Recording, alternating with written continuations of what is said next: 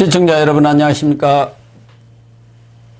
4월 12일 시사정담 시작하겠습니다. 시청자 여러분, 이재명 민주당 대표가 어제 외신 기자회견을 가졌는데 곤란한 질문이 쏟아져서 진땀을 흘렸다고 합니다. 어제는 또 정진상 전 민주당 정무조정실장 재판이 있었는데요. 정의로 나온 유동규 전 성남도계공 기획본부장이 정진상의 범죄를 뒷받침할 만한 구체적인 증언들을 내놨습니다. 이종근 전 델리안 편집국장님과 자세히 알아보도록 하겠습니다. 이 국장님. 네, 안녕하십니까. 이재명 민주당 대표가 네. 어제 11일 네. 외신 기자회견을 가졌어요. 네. 뭐 야당 대표가 외신 기자회견을 갖는 경우는 종종 있었습니다만은 네.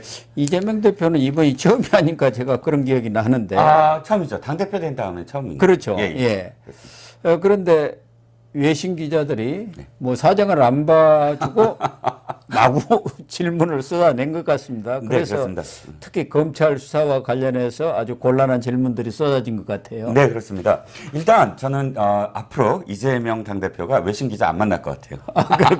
이재명 대표 특기 있잖아요. 뭐 저 지난번에도 경기지사 당선됐을 때 당선 축하 인터뷰를 하려고 그러니까 안 들려요. 네, 안 들립니다. 그러고 팍 하고 집어 던져버렸잖아요. 예. 그것도 MBC 인터뷰였습니다. 뭐 최근에 홍준표 대구시장도 CBS 인터뷰에서 뚝 끊어버렸다니까요. 네네. 자, 세 명의 질문이 세 가지가 나왔는데 이 세 가지가 사실상 이재명 당대표로서는 굉장히 뼈아픈 질문들이었고, 그러니까요. 그리고 우리나라 기자들이 질문하려고 하면 그만합시다. 그리고 말도 안 하고 그냥 가버리고 아니면 옆에 있는 비서실장이 막 밀쳐버리고 했던 질문들. 근데 외신 기자니까 그렇게는 할 수가 없고 하나씩 이제 뜯어보면 첫 번째 워싱턴 타임스 기자가 참 기가 막힙니다. 질문이. 내용인즉슨 이겁니다. 당신의 측근 중 5명이 죽었다.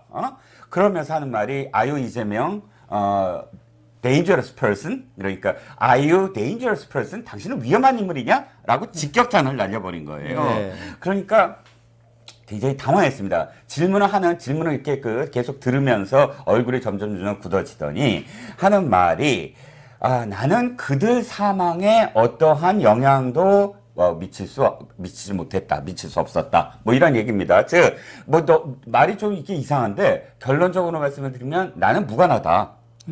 영향을 미칠 수 없었다는 게 나는 전혀 무관한 일이다라는 얘기를 좀 돌려 얘기했고요. 그 다음에 아사히 신문이 또 질문을 했습니다.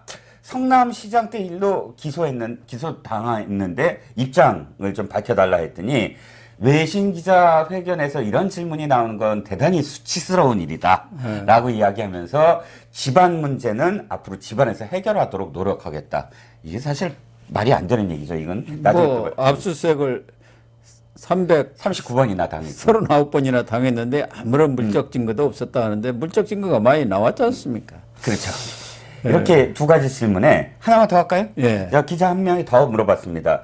지금 미국에서 트럼프가 왜 기소당했잖아요. 그렇죠. 그렇죠. 예.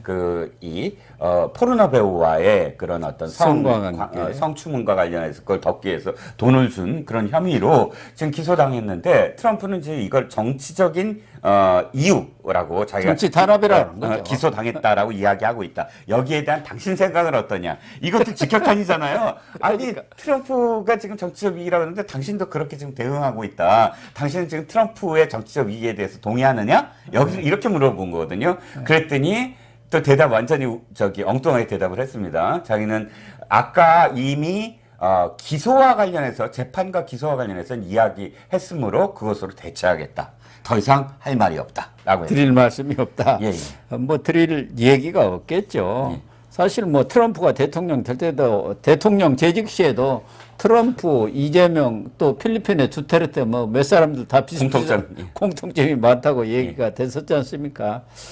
막 외신 기자들이니까 궁금한 거 다 쏟아낸 것 같습니다. 우리 한국 기자들 같으면 좀 체면도 생각해서 조금 순화된 이런 질문도 하고 경우에 따라서는 뭐 답변 안 해버릴 수도 있는데 안 할 수도 없고 그러니까 그렇죠. 아마 혼쭐이 난 것 같습니다. 아마 끝나자마자 누가 외신 기자 클럽 주선했어 그러고 막 고함을 질렀지 않았을까요? 그리고 또 이제 윤석열 대통령 한일 정상회담 그 네. 3자 변제안 이런 문제에 대해서도 아주 질문이 있었네요. 네. 거기에 대해서는 일본과 지금 그것과 관련해서 합의를 보거나 하지 않았으므로 원인 무효다. 거의 그런 뉘앙스로 얘기했죠. 예. 또 독도 일본 기자가 이것도 물은 네네. 것 같으네요. 네. 일본에 독도를 바친다는 식의 플래카드를 내걸고 있는데 그 친일몰이 아니냐. 네. 광우병 시즌2라는 말이 있다. 그렇습니다. 거기에 대해서는 허위로 지금 대답을 했어요. 제가 보기에는. 왜냐하면 그거는 허위 사실이다라는 식으로 그러니까 팩트가 현수막을 올린 것 자체가 팩트가 없는 거 아니냐라고 이야기했지만 당장 그 이야기 나온 그 말을 대답한 이후에 바로 얼마 지나지 않아서 그 독도 갖다 바쳤다라는 플랜카드가 인터넷에서 팩트 확인으로 다 올라왔거든요. 예. 그러니까 본인은 팩트 확인이 필요한 일이고 그것 자체가 괴담일 수 있다. 괴담 아니냐. 그랬는데 지금 인터넷에 네. 이 민주당이 실제 내걸었던 그런 여러 가지 현수막들이 독도를 바쳤다. 네. 그런 현수막들이 나와 있는 거 아닙니까?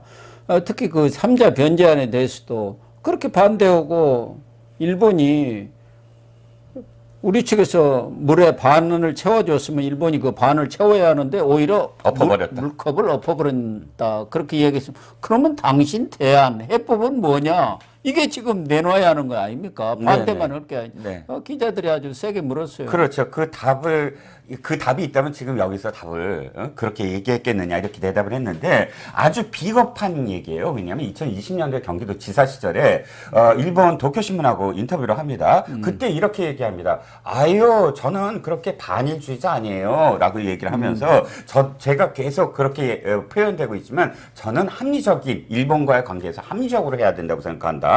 그리고 이 강제징용 문제만 하더라도 지금 결단을 내리고 굉장히 그것을 효율적으로 서로 간에 이해관계 할 수 있는 그런 해답을 내야 한다고 생각한다. 이렇게 얘기를 했거든요. 예. 그러면 자기가 해답이 없는데 왜 비판하죠? 해답이 없는 사람이? 본인이 직접 얘기했잖아요. 그리고 즉답할 정도 답이 있으면 여기까지 오지 않았을 거다. 그러면 답을 뭐냐 이 말이에요. 그렇죠. 그건 비난할 자격이 없는 것이고 그다음에 네. 그때 도쿄신문에도 이렇게 얘기했어요. 이건 결단이 필요한 문제다. 그래서 윤석열 대통령이 결단했잖아요. 예. 근데 그때는 자기한테 온 외신이니까 기분이 좋아갖고 막 그 도쿄신문에다 대고는 내가 반일주의자가 아니라고 얘기하고 또 강제징용 문제에 대해서는 해법을 다 찾을 수 있다라고 얘기해놓고서 지금 직접 질문이 오니까 대답을 회피해버린다. 비겁한 것이죠. 그리고 굴욕 외교다 뭐 여러 가지 참 입에 담기 험한 그런 말들을 지금 쏟아내고 있지 않습니까? 용산 대통령실에 대한 미시아의 감청 의혹 네. 이것도 지금 어제 기자회견에서 도마 위에 오른 것 같네요. 네, 그렇습니다. 뭐 관련해서 역시 뭐 굴욕적이다. 사과부터 받아야 된다. 뭐 이런 뉘앙스로 얘기를 했죠. 그런데 민주당 내에서도 정성호 의원, 네네. 뭐 친명계 좌장이라고 하고 이분도 벌써 5선 아닙니까? 그렇죠. 그러니까 정성호 의원 같은 경우도 언론 인터뷰에서 지금 세계가 정보 수집 경쟁을 벌이고 있다. 정보 수집에 네. 적국이 어디 있고 우방이 어디 있느냐. 네. 안 한다고 생각하는 것 자체가 바보다. 이렇게 얘기를 하고 있고. 네네. 조응천 의원 같은 경우도 그건 정보 수집하는 것은 감청이나 도감청하는 것은 상수로 놓고 생각을 해야 한다. 그렇죠. 휴민트, 시긴트 모든 수단을 동원해서 미국은 적대국뿐만 아니라 우방, 동맹까지도 항상 이렇게 정보를 수집하고 있는 것 아니냐. 그러니까 민주당 내에서도 이 얘기를 이렇게 하고 있는데 이재명 대표라든가 또 뭐 민주당의 김용민 예. 뭐 이런 사람들 이른바 아주 강성 친명들이죠. 네. 체험의 소속들 난리 법석을 지금 벌이고 있는 거 아닙니까? 네, 그렇습니다. 사실 미국은 우리의 정보기관 같은, 우리의 그 정보기관이 우리는 국정원 하나밖에 없지만 미국은 16개가 있습니다. 뭐 18개라고 어디는 나와 있던데. 그 16개 플러스 그 다음에 미국이 또 하나 만든 게 DNI라고 네. 그 국가 정보국이거든요. 이건 뭐냐면 다른 FBI니 CIA니 뭐 OSI니 이런 모든 기관들은 전부 대통령 산하의 정부 부처들의 또 해군 뭐 이렇게 공군 이렇게 네, 군 부대에 있는데 DNI는 2001년도에 9.11 테러가 나잖아요. 네. 9.11 테러가 나면서 9.11 테러가 왜 벌어졌나 뭐 반성을 하면서 이 사람들이 무슨 생각을 하냐면 정보 기관 간에 통합이 안 됐다.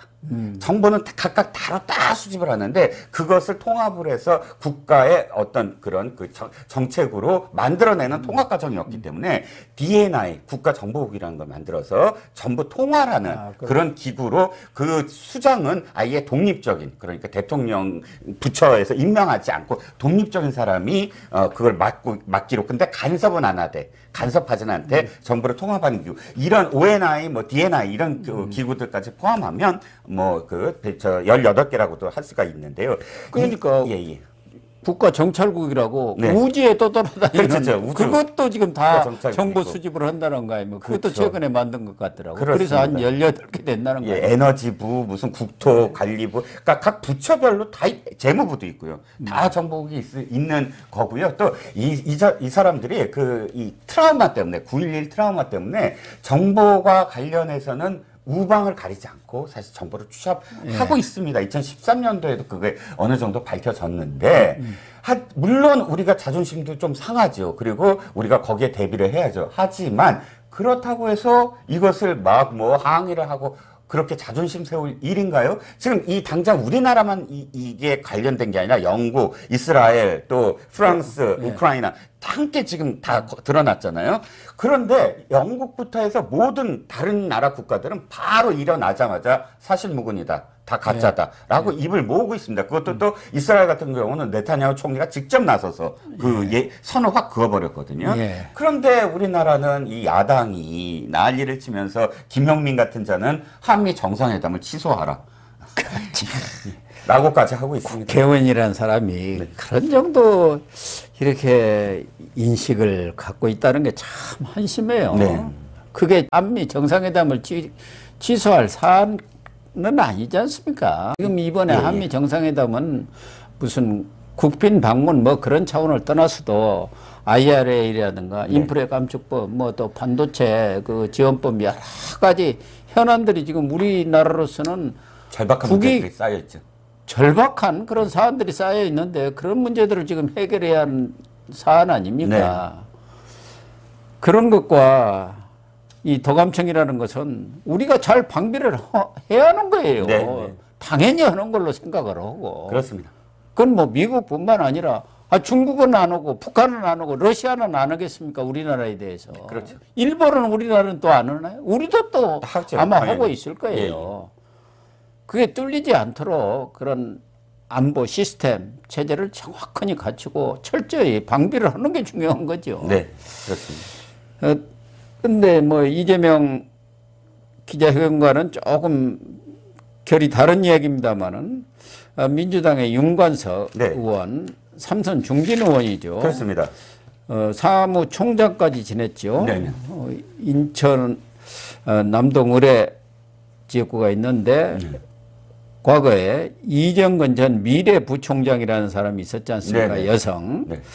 그분이 사학과 박모 씨로부터 10억 원의 정치자금 뒷돈을 받아가지고 지금 구속이 돼서 4년 6개월에 1심에서 징역을 선고받았는데 그 이정근 전 부총장의 휴대폰이라든가 여러 그 자료들에서 민주당뿐만 아니라 당시 청와대 비서실장까지도 연루가 된 그런 정황들이 다 지금 나오고 있어서 검찰이 오래전부터 수사를 해왔는데 이번에는 이 윤관석 의원이 12일 날 압수수색을 당했네요. 네네, 오늘 압수수색. 예, 이정근 전 미래부총장 사건과 관련된 건 아닙니까? 네, 그렇습니다. 자, 이게 굉장히 큰 사건입니다. 사실 왜 그러냐면 이정근 부총장의 뇌물 수수 사건으로만 이렇게 사실 생각을 하고 그리고 누가 돈을 받았느냐, 그러니까 이정근을 통해서 누구한테 로비를 했느냐, 이 돈이 이렇게만 지금 보고 있었잖아요. 그런데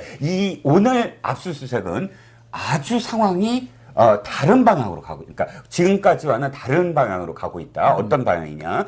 자. 오늘 압수수색은 윤정근 의원의 집 사무실만이 아닙니다. 20여 곳이라고 해요. 네, 그리고 그러니까요. 당직자들이나 혹은 뭐 기타 그 이 당의 당 지도부의 어떤 그런 그 거점까지 다 지금 이 포함돼서 20곳이라고 합니다.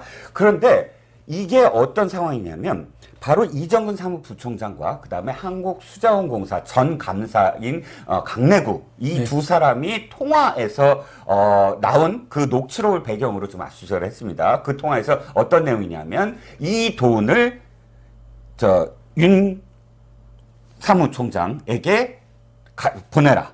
라는 겁니다. 윤 관석에게 보내라. 이 말은 봉투 10개가 준비되어 그렇죠. 있다. 봉투 10개가 준비되어 있다. 윤 의원에게 전달 좀 해달라. 자, 근데 그냥 윤에게 뇌물수수를 한 게 아니라 당시 상황이 어떤 사람이냐면 이 세 사람이 전당대회 2021년 전당대회 있지 않습니까? 5월 전당대회. 예. 그 무렵 아닙니까? 예, 그때 당시에 이 세 사람이 송영길 캠프에 있었습니다.